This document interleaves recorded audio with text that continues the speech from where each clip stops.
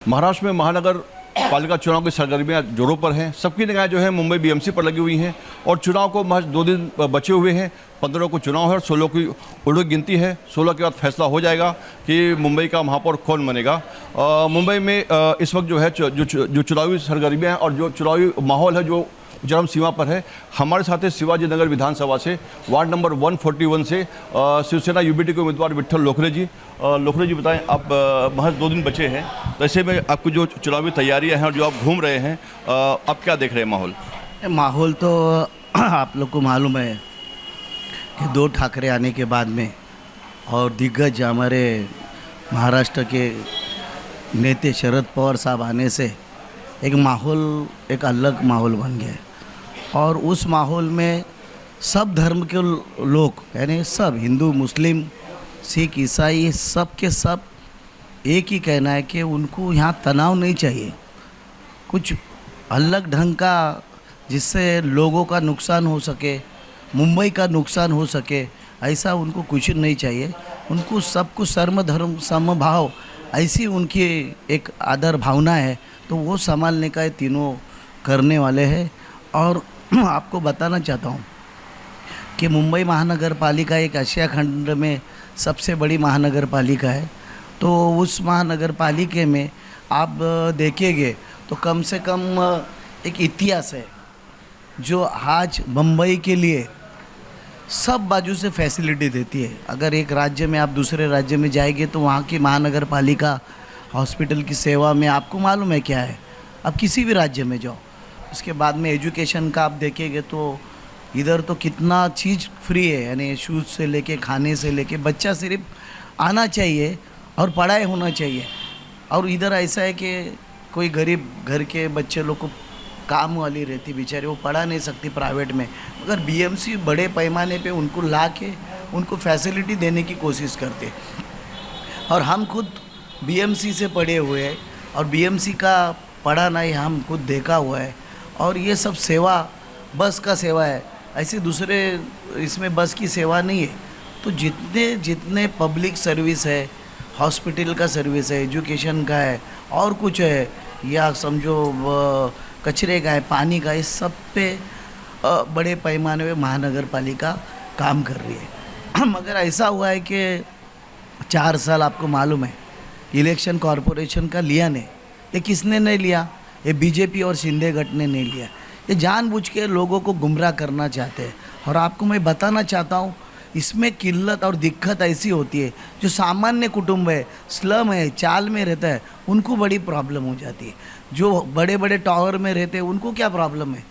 वो तो हाई-फाई गाड़ी से जाएंगे, उनको क्या पानी नहीं रहेगा तो ब्रिस्लरी का पानी पिएंगे। मगर सामान्य लोग हैं जिसको रोज़ कमाना, रोज़ उनका चूल्हा जलना है, उनके उधर महानगर पालिका का इलेक्शन होना बहुत ज़रूरी था। मगर ये शिंदे गठ और बीजेपी ने इन्होंने जानबूझकर ये इलेक्शन को टाला है। और 4 साल बहुत बड़ा मायने रखता है। उसके पहले आपको मालूम है कोविड का 2 साल गया तो 2 साल वो और ये 6 साल, और हम लोग ने नगर सेवक था तो उसके पहले काम किया था। अभी हर गली में जाएगा तो पैसेज का प्रॉब्लम है, पाइपलाइन का प्रॉब्लम आ रहा है, गटर सही ढंग से साफ सुफ नहीं हो रहा है। ये सब काम है। नगर सेवक नहीं रहने से ये प्रशासन के अधिकारी इनमें में मदहोश हो गए, इनको कुछ लेना देना नहीं। तो इस वजह से महानगर पालिका होना चाहिए। और अभी इन्होंने ले लिया कि इनको मालूम है, और अगर 6 महीना और ये 1 साल लेते तो इनको पब्लिक रास्ते पे घूमने नहीं देते। तो डर के मारे इन लोग ने महानगर पालिका का इलेक्शन लगाए। और आपको मैं कहना चाहता हूँ कि बड़े पैमाने पे दोनों ठाकरे एक आने के बाद में और हमारे शरद पवार साहब आने के बाद में बड़े पैमाने पे हम महापौर हमारे यहाँ पर बिठाएंगे।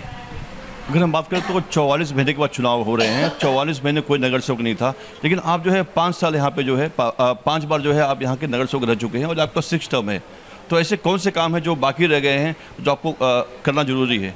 देखो, ऐसा काम तो रहा नहीं, मगर कैसा रहता है महानगर पालिका का कुछ सप्लाई का है, समझो पानी का सप्लाई, ये तो 5 साल के बाद में भी कुछ रिया तो, मगर उसमें प्रॉपर जो नगर सेवक रहेगा जिसको मालूमात है वही ये चीज़ से कॉल कर सकता है। या वाटर डिपार्टमेंट में कॉल सकता है, अगर पाइपलाइन है तो कंस्ट्रक्शन से कॉल कर सकता है, प्लानिंग से कॉल कर सकता है। मगर नए नगर से आने के बाद में वो प्रॉब्लम तो उनको हल भी नहीं हो सकता है। मगर हम 5 टर्म से चुन के आ रहे हैं, अभी 6वां टर्म लोगों के आशीर्वाद से होने वाला है। हम देखेंगे कि टाउनशिप डीपी में क्या है। डीपी में गार्डन का अभी मेरे वार्ड में 142 में आप देखेंगे तो बम्बई में सबसे ज़्यादा गार्डन मेरा है। और डीपी में जितना गार्डन था, कुछ इंक्रोचमेंट था या गाड़ी पार्किंग था, वो सब हटा के मैंने महानगर पालिका के ताबे में लिया है। छोटा हॉस्पिटल 2-2 3-3 है, मैटरनिटी होम है, सब फैसिलिटी दी है। अभी देवनार म्यूनसिपल वसाद में अच्छे ढंग के कंक्रीट के रोड है, पानी का सप्लाई अच्छा किया है, ब्रिजेस बनाए गए। तो ये सब काम हम करते हैं। अगर हम बात करें तो जैसे केंद्र में जो है बीजेपी है और यहाँ पे भी जो है बीजेपी गठबंधन सरकार है, और उनका दावा होता है कि यहाँ पे अगर डबल इंजन की सरकार आएगी तो यहाँ पे काम और बढ़िया होगा, और जैसे फंड वगैरह की भी वो लोग बात करते हैं। तो जो उनका ये दावा है, उस दावे को आप कैसे चुनौती देंगे? देखो, ये डबल इंजन ये सब बकवास है। ये ईडी और सीबीआई और कुछ इनको वापर करके ये सब डबल इंजन बनाए। ये इंजन नहीं, खाली ये धुआं छोड़ रहा है। गाड़ी पटरी पे ही है, पटरी से आगे नहीं सरक रही है। सिर्फ आप अगर 2014 से लेके आज कितना साल, 12 साल होने आया है। आज इतना पंतप्रधान 3 टर्म हुआ है। 3 टर्म बोले तो लगातार है। लगातार में मुझे लगता है इसे कम ही पंतप्रधान रह गए। मगर आप देखो ना, उन्होंने जो घोषणा किया था 1 साल में 2 करोड़ लोगों को रोजी देना, क्या हो गया? कहाँ पर नौकरी है? अभी तो प्राइवेटाइजेशन हो रहा है पूरा के पूरा। कल राज साहब ने बताया, पूरा भारत में आमदनी को बेच दिया है। 2012 के 2014 में कुछ 10 कंपनी थी, आज हजारों कंपनी एक ही आदमी का है। यानी ऐसा कौन सा जादू का ये छड़ी के एक ही आदमी को कॉन्ट्रैक्ट देना चाहिए? ये किस नियम में है? यानी नियम के बाहर जाके जिधर जिधर टेंडर भरने का रहता है, उधर उधर वो सामने वाले के पीछे इन लोग ईडी सीबीआई लगा के खुद काम लेते हैं। और डर के बेचारा सामने वाला, अभी देखो जैसे कोयले के खान में जाएंगे तो हाथ तो काला होने वाला है ना। तो ये सब डर पैदा करके भारत पे इन लोग राज करना चाहते हैं। मगर मैं कहना चाहता हूँ, अगर महाभारत से लेके आज तक जहाँ पर आप देखेंगे तो ऐसा इतिहास है, मगरूरी घमंड किसका ही नहीं रहा है। तो एक ना एक दिन इनका भी मगरूरी घमंड नीचे आ जाएगा और लोगों को ध्यान में आ जाएगा कि सच्चा क्या है। आपके जो विपक्ष में बीजेपी खड़ी है, तो जो आपके विपक्षी पार्टियों के बीच में और आपके बीच में जो आपका मुकाबला, आप उसे कैसे, कड़ा मुकाबला है या फिर आसान मुकाबला है? नहीं, देखो, मैं कड़ा मुकाबला ये सब मैं ऐसा मानता हूँ। मगर लोगों में एक दिन में कुछ परिवर्तन नहीं होता है, 2 महीने में 3 महीने में परिवर्तन नहीं होना है। जैसे हम चुन के आए, चुन के आने के साथ में जब हम सर्टिफिकेट लेते, उस दिन से हम काम करना चालू करते। उस दिन का 5 साल के बाद में हम बाबा लोगों में जाने वाले, लोगों को क्या चाहिए ये हम सोचते हैं। उसके लिए कड़ा मुकाबला नहीं है। मेरे से ज़्यादा लोग जो है उत्सुकता उनको है कि लोकरे साहब कब नगर से हो के हमारे जो पेंडिंग काम है होना चाहिए, ऐसा लगता है। राज और उद्धव साथ है, और कहीं कहीं कांग्रेस ने भी राज्य के चलते जो है गठबंधन में सहयोगी होते हुए साथ छोड़ा। अब इसमें चुनाव में जो है सहयोगी होते हुए कांग्रेस तरह तरह के आरोप लगा रही है, और जो बीजेपी और जो शिंदे गठबंधन वो भी कई तरह के आरोप लगाए हैं, तो लगा रहे हैं चुनाव में। तो उन आरोपों को लेकर आप क्या बोलना चाहेंगे? देखो, दुश्मनी हर टाइम रहती नहीं है किसकी, दोस्ती हर टाइम रहती नहीं। थोड़ा सा घर है तो घर में झगड़ा होता ही, और ये झगड़ा इतना लास्ट इसका नहीं है। तो एक साथ में आए, खुद के लिए नहीं आए, बम्बई के विकास के लिए आए। और बम्बई के विकास के लिए आना कुछ गैर नहीं है, और सब धर्म के लोगों को साथ में लेके चलना है। तो शिंदे गढ़ में भी अभी नाराज है। तुम्हारे एकनाथ शिंदे को गणेश नायक क्या बोल रहे हैं, देखो ऐसा कुछ नहीं है। और इनका अभी कॉरपोरेशन के बाद में इनको बीजेपी हटा भी देगी एकनाथ शिंदे को। आप देखो, इनको मुझे लगता है आगे आने वाले बाद में 2029 में तो ये दिखेगी भी नहीं किधर, मुझे ऐसा लग रहा है। और ये जो बाकी जो इलाकों में चुनाव हुए हैं, स्थानीय निकाय चुनाव हुए हैं, उसमें भी देखा जा रहा है कि महानगर पालिका में भी कि मतलब अगर हम बात करें तो निर्विरोध जो चुन के आ रहे हैं उनके जो उम्मीदवार हैं शिंदे की और बीजेपी के, तो उसे लेकर आप कैसे देखते हैं? आप देखते हैं ना, इनका कोर्ट इनका है, पुलिस इनकी है, जज इनकी है, ऊपर बैठे हैं सब के सब इनके है।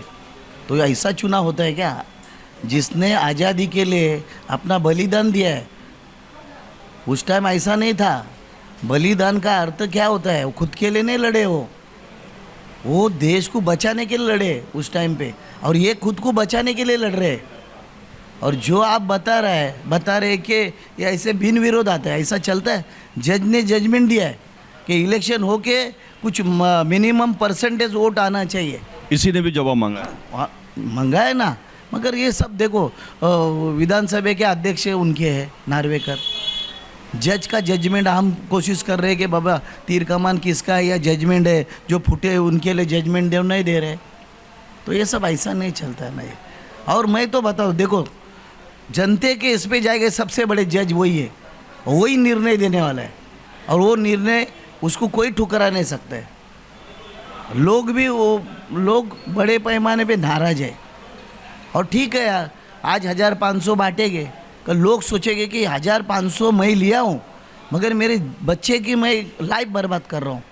मैं उनसे इधर किधर कुछ क्राइम हो रहा है, या कुछ चरस गांजा का धंधा बंद चालू हो रहा है, उस पर मैं 1000 रुपये लेके गलत कैंडिडेट को चुन के देके और बढ़ावा देना चाहता हूँ, तो लोग सोचेंगे, ऐसा मुझे लग रहा है। अभी आप बस एक आखिरी सवाल है। आप जो अपने जो वार्ड के जो मतदाता हैं, जो उनको आप क्या संदेश देना चाहेंगे, और जो नए मतदाता आने वाले हैं उनको आप क्या संदेश देना चाहेंगे अपने वार्ड के लोगों को चुनाव के मद्देनजर? देखो मेरी जनता है, मेरी माँ बाप है,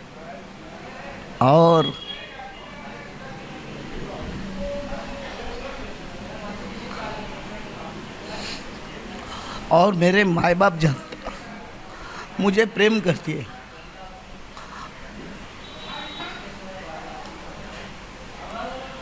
उस वजह से मेरी जनता मेरे साथ में, मुझे डर नहीं है। ये सब मेरे सब समाज के मेरे भाई बांधव है, मुझे चाहते हैं, तो मुझे डर नहीं है। और उनको मालूम है कि लोकरे सब क्या है और क्या करने वाले हैं। तो मैं सब समाज से जुड़ा हुआ हूँ। ऐसा कोई मुझे बोलेगा नहीं, आप किससे भी पब्लिक में आप इंटरव्यू ले सकते हैं। उनको मालूम है मेरे घर का आदमी है, मेरे घर से जुड़ा हुआ है। वो फैमिली को मालूम है कि मेरे घर का आदमी जब बाहर जाएगा तो मेरा भाई, मेरा लड़का मेरा घर संभालने वाला है। तो उस वजह से मुझे टेंशन नहीं। मेरे घर का परिवार का इलेक्शन है, और ये परिवार के इलेक्शन में मैं बड़े वोट से मैं चुन के आऊँगा। वार्ड नंबर 142 में मेरी मिसेस सुनंदा विट्ठल लोकरे मशाल पे चुन के आएंगे, और भारी वोट से लोग चुन के देंगे। धन्यवाद। तो कहने के आप देख रहे हैं कि मतलब 5 बार आप यहाँ से जो है नगर सेवक रह चुके हैं, और ये 6th टर्म है। और जब मतदाताओं से जो है अपील की बात आई तो आप भावुक हो गए। तो कहीं ना कहीं मतदाताओं से इतना कनेक्ट है कि अगर इन्होंने जो है भावनात्मक अपील की मतदाताओं से, और इन्होंने जो काम किए हैं उसको देखते हुए ये जो है भावुक हो गए। और कहीं ना कहीं ये जो है जो मतदाता हैं ये सोचेंगे, और कहीं ना कहीं ये इनका मतदाताओं के प्रति और जो यहाँ के रहने वालों के प्रति जो इनकी कनेक्टिविटी है ये उसको दिखाती है। कैमरामैन लोखंडे के साथ अंजन कुमार मिश्रा, रियल खबरें, मुंबई।